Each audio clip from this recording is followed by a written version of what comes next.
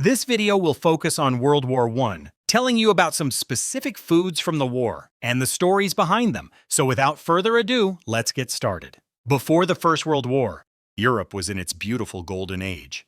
Boosted by two industrial revolutions, society's productivity was advancing at an unprecedented pace. But with the outbreak of war, every country poured all its energy into the war effort. Countless resources and technologies were ultimately channeled into long, drawn-out trench warfare. This form of warfare was a nightmare for every soldier. In this seemingly endless process of attrition, logistical support became especially crucial.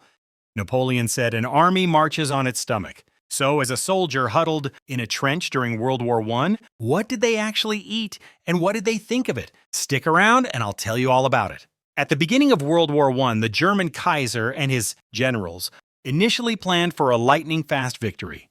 The Erbswurst or pea sausage was a product created with this very mindset.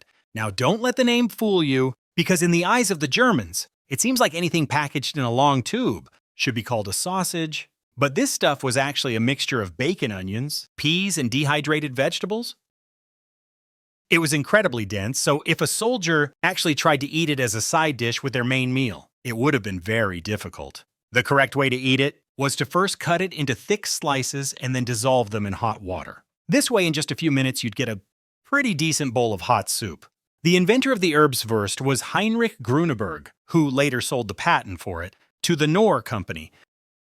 That's right, the same Knorr that makes bouillon cubes. The very same Knorr that makes bouillon cubes dot model. I gotta say that patent was a brilliant buy for them. Because even today, Knorr's main products are still all kinds of dehydrated soup mixes and seasonings. But as for that Erbswurst sausage which carried so much historical weight, it was actually discontinued back in 2018. But honestly, to put it simply, there's nothing that special about how the Erbswurst sausage is made. If you want to recreate it, you just need to start by frying up some bacon and onions.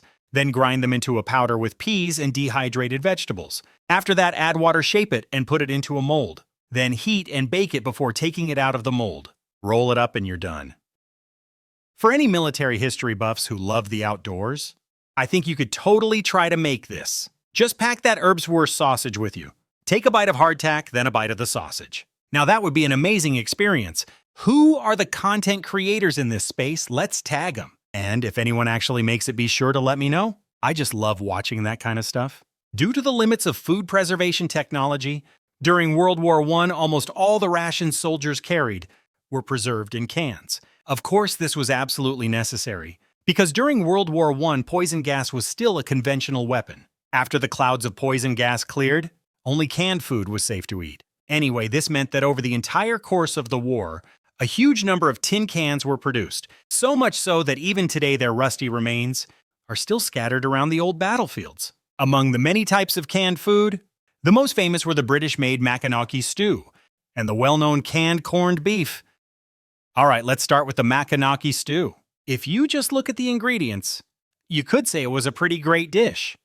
Its ingredients included beef. Their rusty remains are still scattered around the old battlefields. Among the many types of canned food, the most famous were the British-made Maconochie stew and the famous corned beef.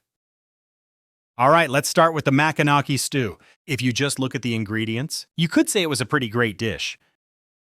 Its ingredients included beef, potatoes, carrots, onions, beans, flour, lard, and salt. But you have to understand back then on the battlefield, a soldier's meal was mostly a staple food paired with some kind of stew. So the Maconochie tin was pretty much a go-to ingredient for the cooks. Usually, they just open a few tins, then add whatever ingredients they had on hand and boil it with some water. Because of that, the flavor of the Maconochie tin basically became the dominant flavor of the entire dish. And that's probably why the soldiers hated it so much.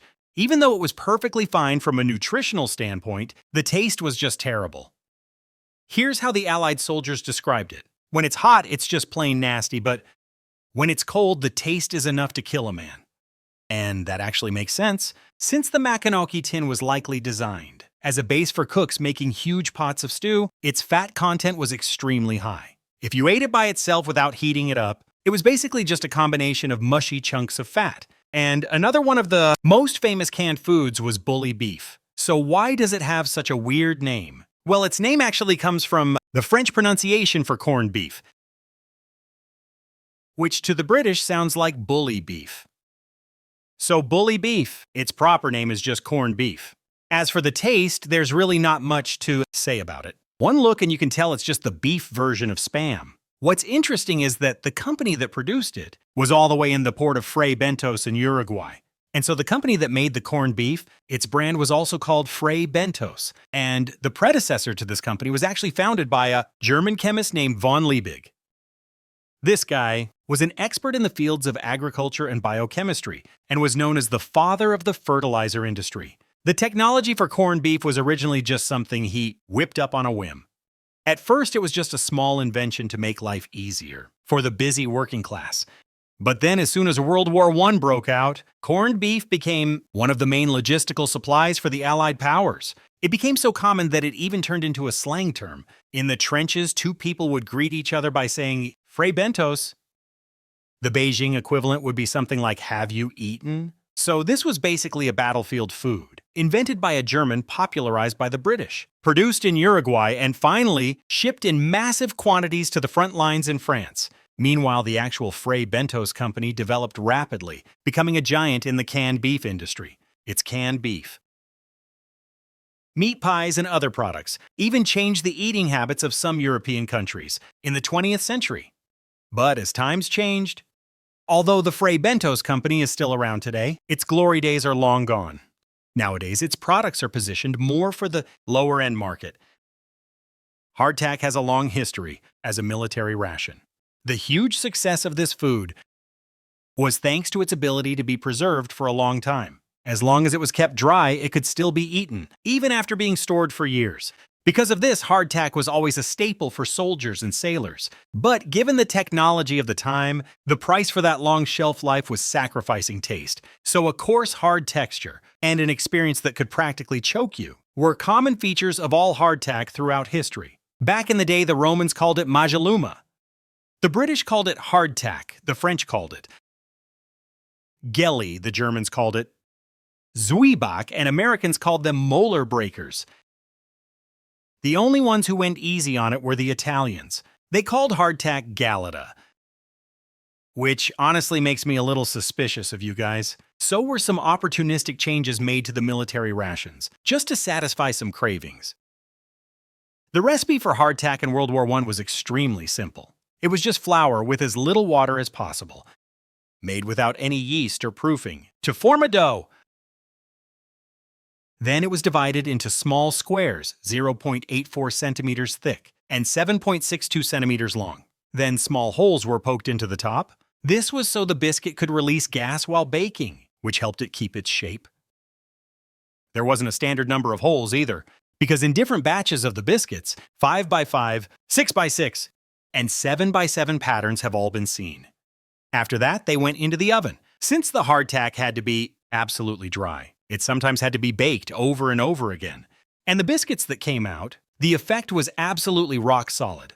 You could say that hardtack was the shared nightmare of soldiers throughout the entire First World War. Because mechanized sugar production had matured, sweet and cheap industrial sugar had already become a common part of people's diets in the decades prior. However, at the time, habits for oral and dental care were still generally lacking. So in the early 20th century, a huge number of people suffered from all sorts of dental-related problems. And when these men enlisted and got to the battlefield and were handed their hardtack, they were in for a complete shock. All sorts of acute toothaches and chronic pain caused by eating the hardtack became rampant in the army.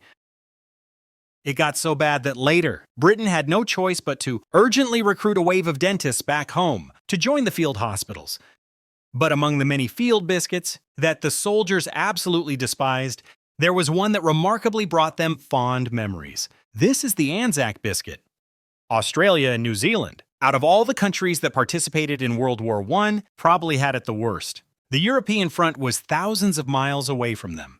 They were only dragged into that brutal war because of the political games played by the great powers. And for a war that had nothing to do with them, they paid an exceptionally heavy price. In the Gallipoli campaign led by the Allied forces, around 500,000 Anzac soldiers pushed into the Ottoman Empire, controlled Dardanelles Strait. Their mission from the British and French was to fight on foreign soil, striking a lightning-fast blow straight to Istanbul. But the actual result was a war of attrition that lasted nearly 11 months. In the end, the Anzac forces suffered nearly 200,000 casualties. But even in the midst of the brutal Gallipoli campaign, there were also some moments that shone with a ray of humanity. The Anzac biscuit was one of them. These biscuits were made by soldiers' wives and various women's groups. When the soldiers serving overseas first received the biscuits, they called them surprise biscuits or Red Cross biscuits. But later on, they came to be known by a single name, the Anzac biscuit. The name is an acronym for the Australian and New Zealand Army Corps. The Anzac biscuit was so loved by the soldiers because it was a true biscuit in every sense of the word. Besides flour and water, the ingredients also included oats, sugar butter, and most importantly, baking soda. The finished biscuits weren't just sweet, they also had a light, crispy texture. They were packed into Billy Tea tins and then shipped thousands of miles to the soldiers on the front lines. You can just imagine, in that moment when they opened the lid and took out a biscuit, those boys so far from home must have had a million thoughts rushing through their minds. I imagine it's a feeling a lot like the one in the Shawshank Redemption. You know when Andy and a few of his buddies got to drink beer on the roof? Actually, their opponents, the Ottoman Empire, were pretty honorable. Their commander, Ataturk, allowed both warring sides to exchange supplies during ceasefires. In fact, even today in Gallipoli, there's a monument commemorating an Ottoman soldier who carried a wounded Australian officer back to his military camp. In a speech after the war, Ataturk once said the following: "There is no difference between the Johnnies and the Mehmets to us. Those mothers who sent their sons from faraway countries, wipe away your tears. Your sons lost their lives in this land, so now in this land, they have become our sons as well."